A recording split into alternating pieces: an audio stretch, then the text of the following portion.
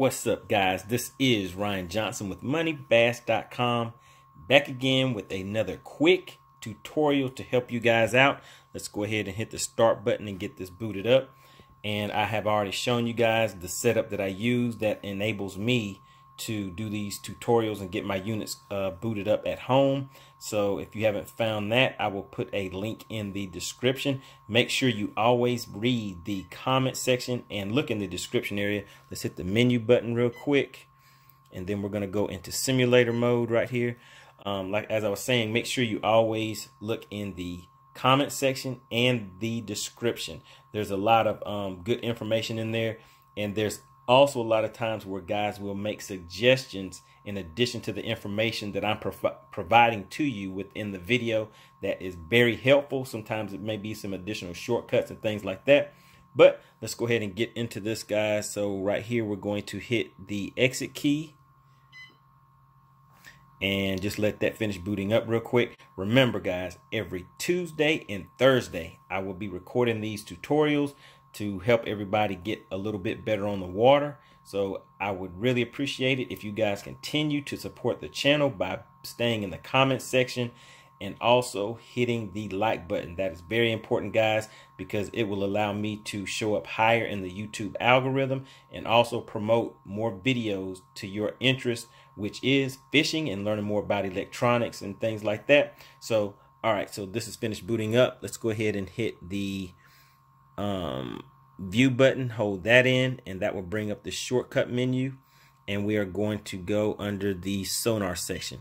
So today we're going to be taking a look at the setting that you use to set your depth based on where your Mega Live transducer is in relation to the water level. So let's go ahead in here real quick. Let me get to that. So let's scroll down until we get to the Mega Live view. All right, hit the right arrow key. All right, now from here, let's hit the menu button once, twice, and we are going to go under the accessory tab. So right now we're at setup, views, accessories.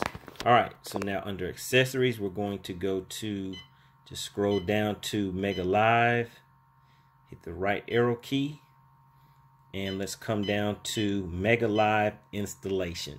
So this is something that you want to do pretty much before you start using the unit. It's just part of the initial installation setup process. So let's hit the right arrow key on that, and we are looking for this right here, the installation depth. Right now it is defaulted at 0. So let me just show you real quick what that basically means. So when you're looking at this picture right here, and let's say that this is now in the water, when that is set at 0, that is saying that the water level is right here at the bottom of that transducer at 0, because it is set at the water level itself. But the reality of it is, of course, this is going to be submerged in the water. So the water level, let's say, may be up here, for example. And let's say from this is the actual water level, and you go 1, 2 feet down. So if this right here is now 2 feet from wherever the water is actually at on this shaft of the trolling motor, you want to set that offset. And basically that's all this setting does, to allow you to have the actual depth reading, and your grids and everything will show up based on the amount that you enter into that. So again, right now at 0, it's saying the water is right here, but in actuality, the water may be 2 feet away from there. So now all we do is go back into here, go back into installation depth, hit this right arrow key twice, and as you see, it's moving the grid lines. Let me just go back down to 0. Oops. Okay, here we go. Go back down to 0, and you see the grids are moving. The water level and everything is staying the same. So it's just adjusting the readout for the Mega Live itself.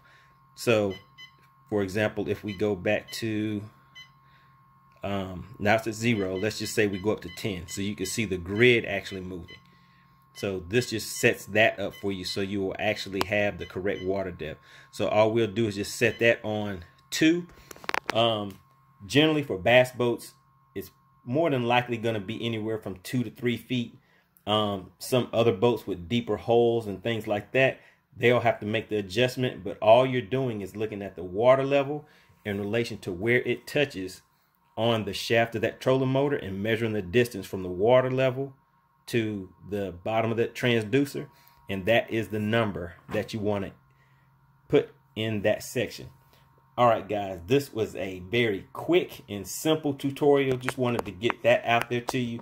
As always, guys, make sure you do spend a few minutes per day or per week at a minimum on your units, going through these settings and just getting better at accessing them quickly and just understanding what these units are doing and how to adjust them to better assist you out on the water.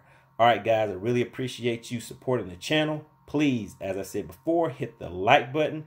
Leave any comments, questions, or anything that you want to add to this down in the comment section. I do reply to all comments, guys. Let's get active. Let's get at it and continue helping each other out on the water.